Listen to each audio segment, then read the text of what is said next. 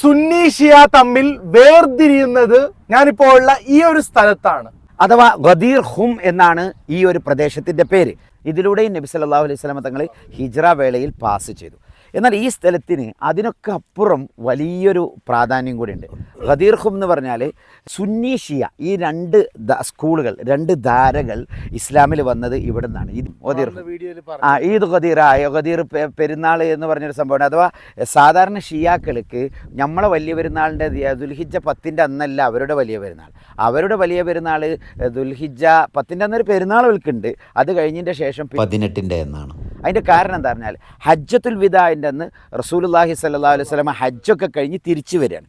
തിരിച്ചു വരുന്ന സന്ദർഭത്തിൽ ഇവിടെ എത്തി. അപ്പോൾ ഇവിടെ ഈ ഭാഗത്ത് നല്ല വെള്ളമുണ്ട്. ഗദീർ എന്ന് പറഞ്ഞാൽ തന്നെ ജലാശയം എന്നാണ് അർത്ഥം.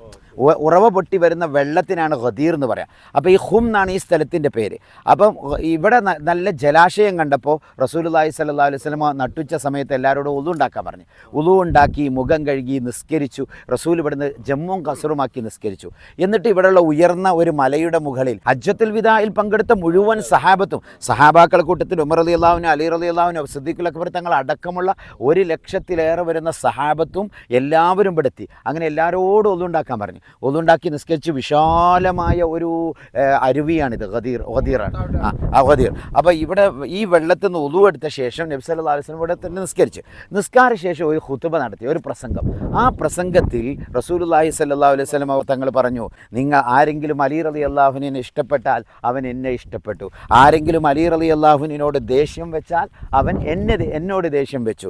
ഈ ഒരു പ്രഭാഷണം നടത്തി. അങ്ങനെ ഇന്നമാ വലിയ്യുക്കുമുല്ലാഹു വ റസൂലു എന്ന് തുടങ്ങുന്ന പ്രഭാഷണമൊക്കെ നടത്തി.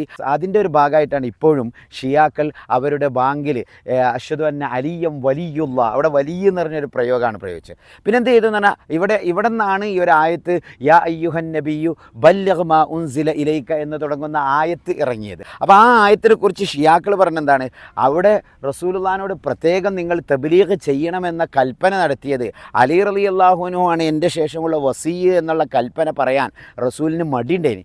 കാരണം മറ്റുള്ളവരുടെ ഇടയിൽ ഒരാളെ മാത്രം പ്രാധാന്യം കൊടുക്കുമ്പോൾ ഒരു പ്രയാസം ഉണ്ടാവുമല്ലോ. അപ്പോഴാണ് യാ അയ്യുഹൻ നബിയു, ഓ നബിയെ ബല്ലിഗ്, നിങ്ങൾ എത്തിച്ചു കൊടുക്കുക, മാ ഉൻസിലയിലേക്ക്, നിങ്ങൾക്ക് വഹി ഇറക്കി കൊടുത്ത സാധനം. റസൂലിനോട് അങ്ങനെ പ്രത്യേക ഒരു കൽപ്പന നടത്തേണ്ട ആവശ്യമില്ലല്ലോ എന്നൊക്കെയാണ് ഓല ലോജിക്ക് പോകുന്നത്.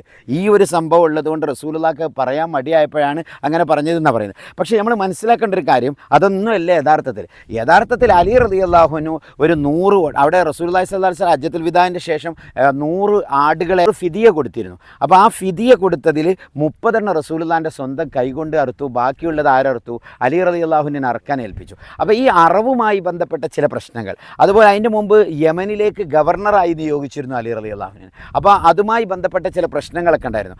ആ ഒരു അലി റളിയല്ലാഹുവിനെ കുറിച്ചുള്ള തെറ്റിദ്ധാരണ നികത്താൻ വേണ്ടിയാണ് ഇങ്ങനെ അഥവാ അത്തരം ഒരു കുന്നിൻ്റെ മുകളിൽ റസൂലുള്ളാഹി സ്വല്ലല്ലാഹു അലൈഹി വസല്ലം കയറി നിന്നുകൊണ്ട് ബാക്കിയുള്ള എല്ലാ സഹാബത്തും ഇവിടെ ഇങ്ങനെ വിശാലമായി നിന്നു. അവരോടൊക്കെ വിശാലമായ ഒരു പ്രസംഗം. ആ പ്രസംഗത്തിൽ അലി റളിയല്ലാഹുവിനെ കുറിച്ചുള്ള തെറ്റിദ്ധാരണ ഒഴിവാക്കണമെന്നതായിരുന്നു ലക്ഷ്യം. ഏതായാലും ഗദീർ ഹുമ്മിലാണ് ഇപ്പോൾ നമ്മൾ എത്തിയത്. ഏതായാലും റസൂലുള്ളാഹി സ്വല്ലല്ലാഹു അലൈഹി വസല്ലം തങ്ങളും സഹാബത്തൊക്കെ പാസ് ചെയ്തൊരു ഭാഗമാണ്. ഏതായാലും നമുക്ക് അടുത്ത കേന്ദ്രത്തിലേക്ക് പോകാം ഇൻഷാ അല്ലാഹ്. 8 ദിവസത്തെ നബി സല്ലല്ലാഹു അലൈഹി വസല്ലം തങ്ങളുടെ ഹിജ്റ യാത്രയിലെ 3-ാം ദിവസം നബി തങ്ങൾ കടന്നു പോയ മാഉൽ അഹ്യായിലേക്കാണ് നമ്മളിപ്പോൾ പോകുന്നത്. ഇപ്പോൾ നിങ്ങൾ കാണുന്നത് മക്കയിൽ നിന്ന് മദീനയിലേക്ക് വന്ന ട്രെയിൻ ആട്ടോ. ഹറമൈൻ റെയിൽവേ നിങ്ങൾ കേട്ടിട്ടുണ്ടാവല്ലോ, അത് തന്നെയാണ് ഇത് സംഭവം. ഏതായാലും നമ്മളിപ്പോൾ അങ്ങോട്ട് പോകണമെങ്കിൽ ഫുൾ ഓഫ് റോഡാണ്. അതുകൊണ്ട് നമ്മുടെ വണ്ടിയുടെ കാറ്റൊക്കെ കുറക്കുന്നുണ്ട്. അപ്പോൾ നേരെ നമ്മൾ ഓഫ് റോഡിലൂടെ ഇപ്പോൾ നമ്മൾ വന്നത് ഗദീർ ഹുമ്മാണ്. നെക്സ്റ്റ് പോകുന്നത് മാഉൽ അഹ്യായിലേക്കാണ്. അപ്പോൾ അങ്ങനെ ഓഫ് റോഡിലൂടെ പോവാണ്. സിദ്ദീഖ് ഭായ് ഡ്രൈവ് ചെയ്തുകൊണ്ടുണ്ട്. ഏതായാലും നമുക്ക് പെട്ടെന്ന് അവിടെ പോകണം. നേരെ ഇട്ടിട്ടുണ്ട്.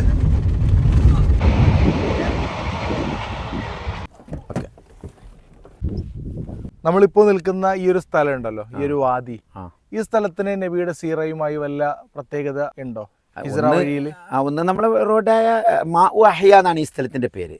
ഇവിടെ റസൂലുള്ളാഹി സ്വല്ലല്ലാഹു അലൈഹി വസല്ലം ഗദീർ ഹും കഴിഞ്ഞിട്ട് പിന്നെ അടുത്തൊരു സ്റ്റേഷൻ ഇവിടെയായിരുന്നു. ഇവിടുന്ന് നേരെ റൈഉ അബൂ ദുവൈമയിലേക്ക് പോവുകയാണ്.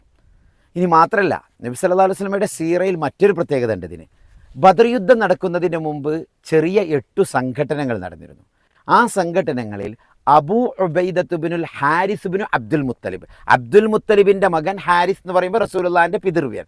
ആ ഹാരിസിൻ്റെ മകൻ ഉബൈദ റളിയല്ലാഹു അൻഹു അദ്ദേഹത്തിൻ്റെ നേതൃത്വത്തിൽ 80 അംഗ സംഘത്തെ ഇങ്ങോട്ട് അയച്ചു. എന്തിനു വേണ്ടി? അബൂ സുഫിയാൻ്റെ സംഘം അവരോട് നേരിടാൻ വേണ്ടി. അങ്ങനെ ആ ഒരു ഖസ്വ എന്നല്ല, അതിന് സെരിയ എന്ന് പറയാം. അഥവാ റസൂലുള്ള പങ്കെടുത്തതിന് ഖസ്വ എന്ന് പറയും. റസൂലുള്ളാഹി സ്വല്ലല്ലാഹു അലൈഹി വസല്ലം പങ്കെടുക്കാത്ത യുദ്ധങ്ങൾക്ക് സെരിയ എന്ന് പറയും. അപ്പോൾ അങ്ങനെ ഒരു സെരിയത്തു മാ ഉ അഹ്യ എന്ന് പറഞ്ഞ ഒരു യുദ്ധത്തിന് കൂടി സാക്ഷിയായ ഒരു പ്രദേശത്താണ് ഇപ്പോൾ നമ്മളുള്ളത്. ഇസ്ലാമിക ചരിത്രത്തിൽ നല്ല രീതിയിൽ ഒരുപാട് സംഭവങ്ങൾക്ക് സാക്ഷ്യം വഹിച്ചിട്ടുണ്ട്. നല്ല ഒഴുകിപ്പോകുന്ന ജലവും അതുപോലെ നല്ല സുന്ദരമായ ദൃശ്യങ്ങളുണ്ട്. ഏതായാലും നമുക്ക് സമയമില്ല, ഇൻഷാ അല്ലാഹ് വൈകുന്നേരം ആയതുകൊണ്ട് നമുക്ക് പെട്ടെന്ന് പോകാം. ഈ നേരെ റിട്ടേണിൻ്റെ മുമ്പ് തന്നെ അടുത്ത സ്ഥലമായ റൈഉ അബൂ ദുവൈമയിലേക്ക് നമുക്ക് എത്തണം ഇൻഷാ അല്ലാഹ്. സൂര്യൻ ഇൻഷാ അല്ലാഹ്. മാ ഉൽ അഹ്യായിൽ നിന്നും റൈഉ അബൂ ദുവൈമയിലൂടെയാണ് ഞങ്ങൾ യാത്ര ചെയ്യുന്നത്. ഇനി അങ്ങോട്ട് വനനിബിഡമായ മേഖലകളാണ്. റൈഉ അബൂ ദുവൈമയിൽ നിന്നും മുന്നോട്ട് നീങ്ങിയപ്പോൾ നുവൈബ എന്ന ഗ്രാമം ഞങ്ങൾക്ക് കാണാൻ സാധിച്ചു. പ്രാചീന പള്ളികളും ഒരുപാട് പഴയ ബിൽഡിങ്ങുകളും ഇവിടെ കണ്ടു. റാബഹ് പട്ടണത്തോട് ചേർന്നുള്ള ഒരു കുഗ്രാമമാണിത്. റിയഉൽ ഹുമയ്യയിലേക്കാണ് പോവാനുള്ളത്. നമ്മുടെ യാത്രയിൽ ഇതുവരെ കാണാത്ത തരത്തിലുള്ള കൊടും കാട്ടിലോട്ട് കേട്ടോ നമ്മളിപ്പോൾ പോകുന്നത്. നമുക്കൊരു മുൻപരിചയമില്ല, അങ്ങനെ പോവാണ്. ഒരു മനുഷ്യനെ പോലെ നമുക്കിവിടെ നിന്ന് കാണാൻ സാധിച്ചില്ല. അപ്പോൾ നമ്മുടെ വണ്ടിയാണെങ്കിൽ പല സ്ഥലങ്ങളിൽ അടിമുട്ടുകയൊക്കെ ചെയ്തു. അപ്പോൾ കുറേ സ്പോട്ട് നോക്കി, പക്ഷെ ഒന്നും ഒരു സേഫായിട്ട് കാണുന്നില്ല. കാരണം ഇവിടെ വന്യജീവികളൊക്കെ ഉള്ള സ്ഥലമാണ്. ഒരുപാട് നായകളും കുറുക്കന്മാരും കോവിലുകൾ ഇതൊക്കെ ഉണ്ട്. അവസാനം അൽഹംദുലില്ലാ എങ്ങനെയോ ഒരു സ്ഥലം കിട്ടി. അങ്ങനെ നമ്മളവിടെ ടെൻ്റ് ഇട്ട് അങ്ങനെ അവിടെ തന്നെ നമസ്കരിച്ചു. അൽഹംദുലില്ലാ. അങ്ങനെ നമ്മുടെ യാത്രയിൽ 4-ാം ദിവസമാണ് ഇങ്ങനെ നമ്മൾ ടെൻ്റ് അടിക്കുന്നുള്ളത്. റസൂലുള്ളാഹി സ്വല്ലല്ലാഹു അലൈഹി വസല്ലം തങ്ങളുടെ ഹിജ്റ യാത്രയിൽ നമ്മൾ ഇങ്ങനെ പോയിക്കൊണ്ടിരിക്കുകയാണ്. അപ്പോൾ ഇന്നത്തെ ബ്രേക്ക്ഫാസ്റ്റിന് വേണ്ടിയിട്ട് ഇതാ ഷാസിന് ഇവിടെ കുക്കാക്കാനുള്ള എല്ലാം സെറ്റാക്കിയിട്ടുണ്ട്. മുട്ടയുണ്ട്, നഗറ്റ്സ് ഉണ്ട്, ബ്രെഡ്, ഈത്തപ്പഴം, അങ്ങനെ എണ്ണയൊക്കെ ഇവിടെ ഇതിലിട്ടിട്ടുണ്ട്. ഇവിടുന്ന് ടെൻറ്റ് കാര്യങ്ങളൊക്കെ എടുത്തു വെച്ചിട്ടുണ്ട്. അപ്പോൾ രാവിലെ തന്നെ നമ്മൾ സുബ്ഹ് നിസ്കരിച്ചു, റാഹത്തായി. ഇതിൽ നോക്കി, ഇതിലൊക്കെ ഐസ് ഇട്ട് വെച്ചിരിക്കുകയാണ്. ആവശ്യമുള്ള സാധനങ്ങളൊക്കെ ഇവിടെ എടുക്കുക. നമ്മളെ ബാഗ് കാര്യങ്ങളൊക്കെ ഉണ്ട്.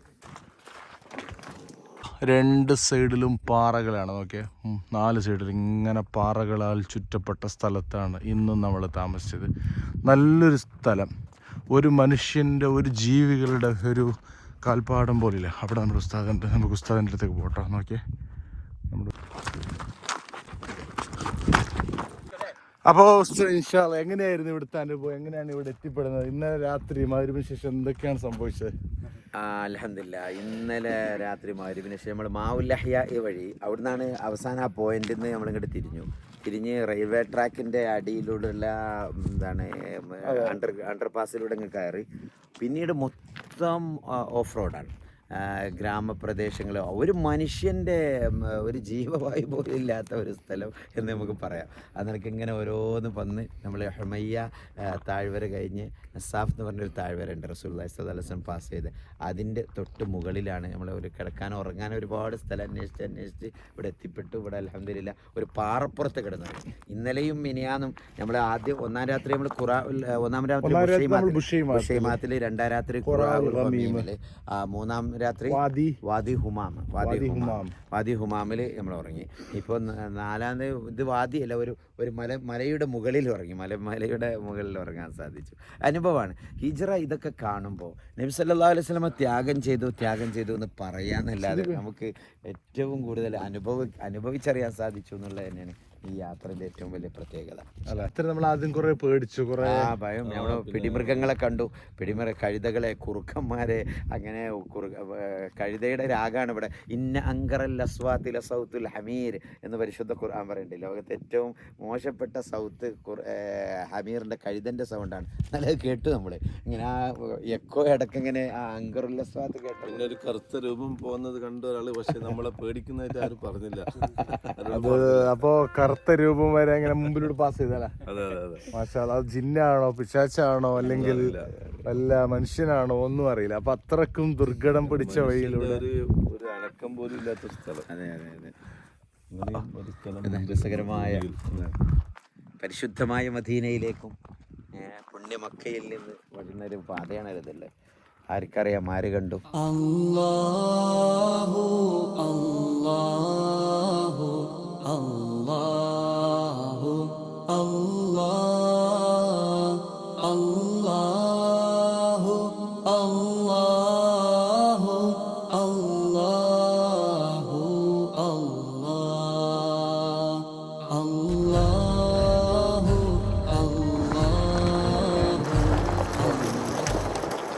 ഇന്നലെ രാത്രി നമ്മൾ കടന്നുപോയ വഴിയൊക്കെ ശരിക്കും പറഞ്ഞാൽ ഇപ്പോൾ രാവിലെയാണ് എന്ന് നേരിട്ട് കാണുന്നത്. ഇന്നലെ വണ്ടിയൊക്കെ അടി തട്ടി എന്ന് പറഞ്ഞില്ലേ, ആ സ്ഥലത്തെത്തിയപ്പോഴേക്കും അതേപോലെ രാവിലെയും സെയിം സംഭവം തന്നെയാണ്, അടിമുട്ടി. ഏതായാലും അൽഹംദുലില്ലാ നമ്മൾ അപ്പുറത്തേക്ക് എത്തി. നല്ലൊരു കാലാവസ്ഥ, നല്ലൊരു പ്രകൃതി, മാഷാ അല്ലാ. ഏതായാലും ഇവിടുത്തെ ചരിത്രം ഉസ്താദ് ഇപ്പോൾ പറയും. റയ്ഉ അബൂ ദുവൈമ പിന്നിട്ട് റയ്ഉൽ ഹുമയ്യയിലാണ് ഞങ്ങൾ എത്തിയത്, അഥവാ പാത്ത് ഓഫ് അൽ ഹുമയ്യ. 600 മീറ്റർ നീളമുണ്ട് ഇതിനെന്ന് ഗവേഷകർ അഭിപ്രായപ്പെടുന്നു. മാത്രമല്ല 108 മീറ്റർ ഉയരത്തിലാണ് സീ ലെവലിൽ നിന്നും. നബി സല്ലല്ലാഹു അലൈഹി വസല്ലം ഹുമയ്യയിലൂടെ പാസ് ചെയ്ത ഭാഗത്തിന് ഏകദേശം 7 മീറ്റർ ദൂരെയായിരുന്നു വാദി സാദിൽ നിന്ന്. ഇവിടെ മൃഗങ്ങൾക്ക് വെള്ളം കുടിക്കുവാനുള്ള സൗകര്യങ്ങൾ ഉണ്ട്. കാരണം റയ്ഉൽ ഹുമയ്യ വഴി പ്രാചീന കാഫിലക്കൂട്ടങ്ങൾ വരാറുണ്ടായിരുന്നു. ഇപ്പോഴും അതിൻ്റെ ചില ഭാഗങ്ങൾ, ഇവിടെ ഒരു കിണർ പോലെ നമുക്കറിയാം. ഈ കിണർ എന്ന് പറഞ്ഞാൽ സാധാ കിണറല്ല, മൃഗങ്ങൾ, ഇവിടെയുള്ള മൃഗങ്ങൾക്കും അതുപോലെ തന്നെ മൃഗങ്ങൾക്കും മറ്റുമൊക്കെ വെള്ളം കുടിക്കാനുള്ള സൗകര്യമാണ് ഇവിടെ ഒരുക്കുന്നത്. ഇവിടെ ആട്ടിടയന്മാരും മറ്റുമൊക്കെ ഒറ്റപ്പെട്ട് ജീവിക്കുന്നതായും നമുക്ക് കാണാം. ഇവിടെ ഇതിൻ്റെ തൊട്ടപ്പുറത്തൊരു ഗ്രാമമുണ്ട്. ഏതായാലും നൂറ്റാണ്ടുകളോളം പാസ് ചെയ്ത ഒരു വഴിയാണ് ഇതെന്ന് നമുക്ക് മനസ്സിലാക്കാം. ഈ പോകുന്ന വഴിയിൽ ഈ ആട്ടിൻ പറ്റത്തിൻ്റെ കൂടെ ഒരു നായ ഉണ്ടാവും. നോക്കിയാൽ അതിൻ്റെ ഒരു സംരക്ഷണത്തിനായിട്ട്, ഒരു സെക്യൂരിറ്റി ആയിട്ട് നോക്കിയാൽ 2 നായ ഉണ്ടാവും, മുമ്പിലും ബാക്കിലും. ഇങ്ങനത്തെ കുറേ കാഴ്ചകൾ കാണാം.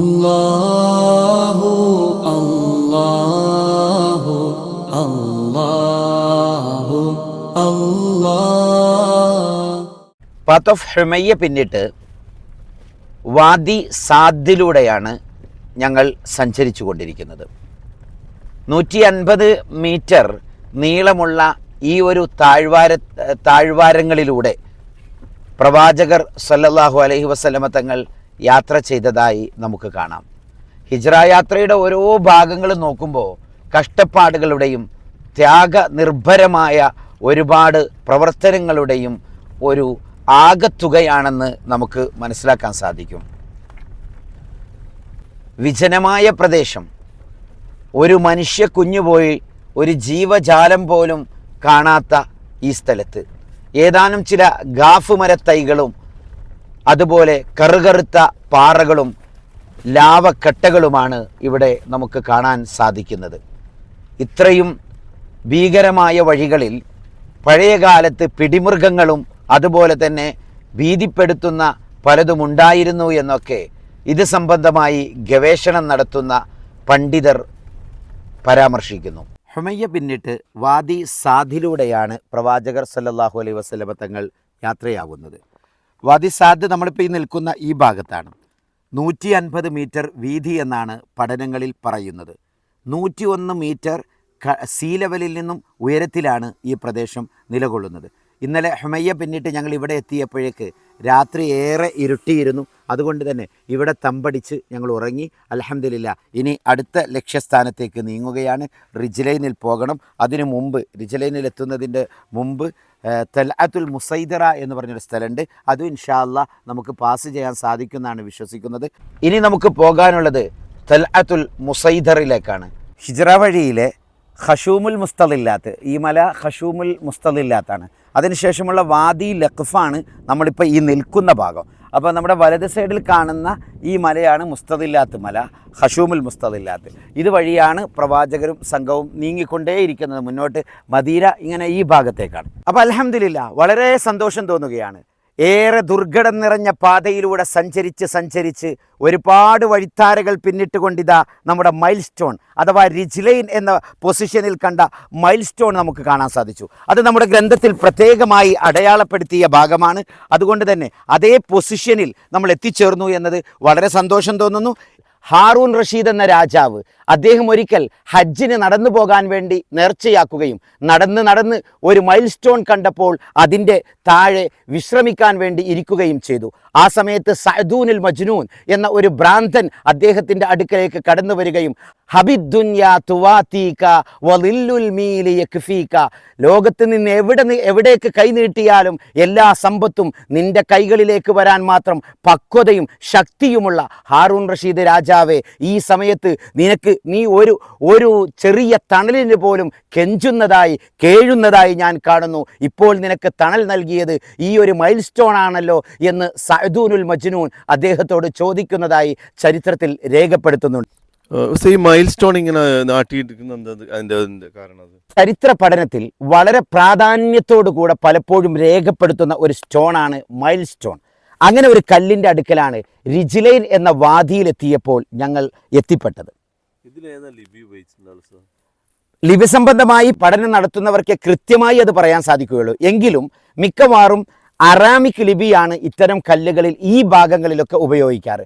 അതിന് കാരണം പ്രവാചകർ സല്ലല്ലാഹു അലൈഹി വസല്ലം തങ്ങൾ അതുപോലെ ഇസ്മായിൽ നബി അലൈഹിസ്സലാം ഒക്കെ ഇവിടെ വരുന്നതിൻ്റെ മുമ്പൊക്കെ അറാമിക് ഭാഷ ഇവിടെ ധാരാളം ഉപയോഗിച്ചിരുന്നു.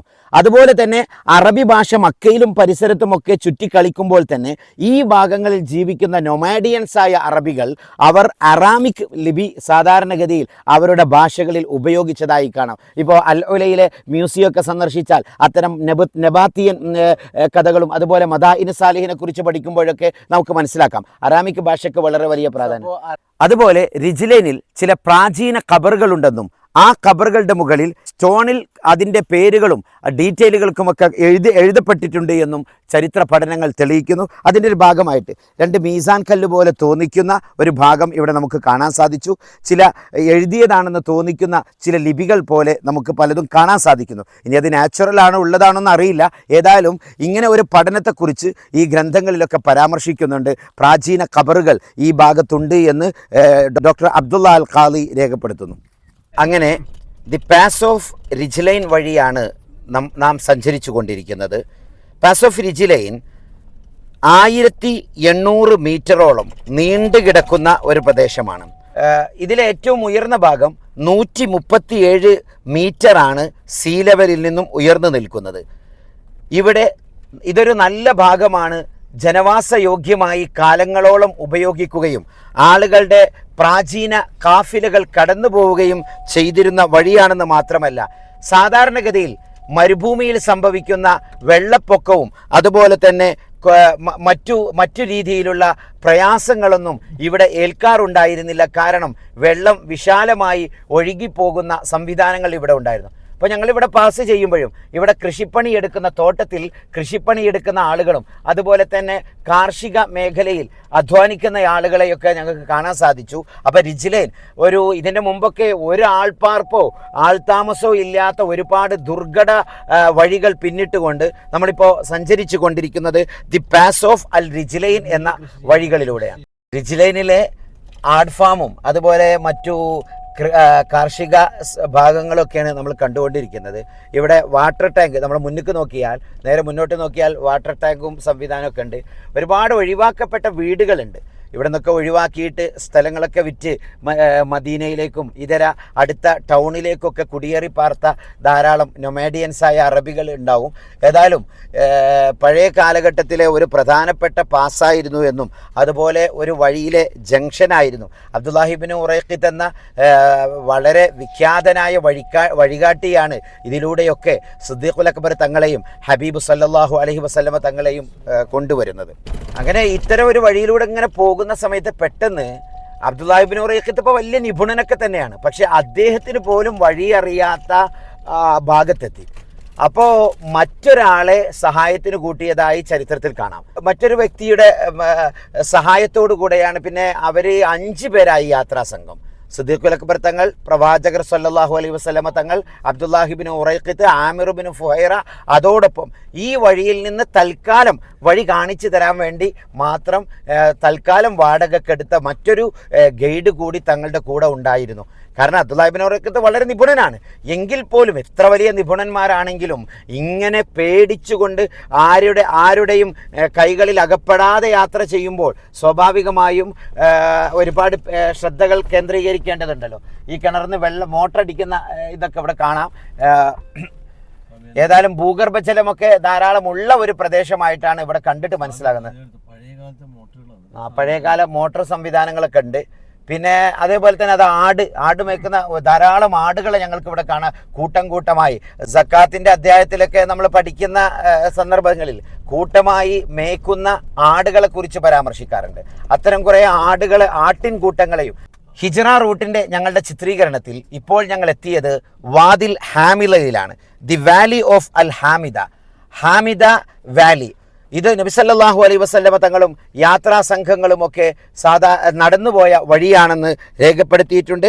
മാത്രമല്ല വാദി ഹാമില റിജിലൈനിൽ നിന്നും കിഴക്ക് പടിഞ്ഞാറോട്ട് സഞ്ചരിച്ചാലാണ് ലഭിക്കുക എന്നും രേഖപ്പെടുത്തുന്നു.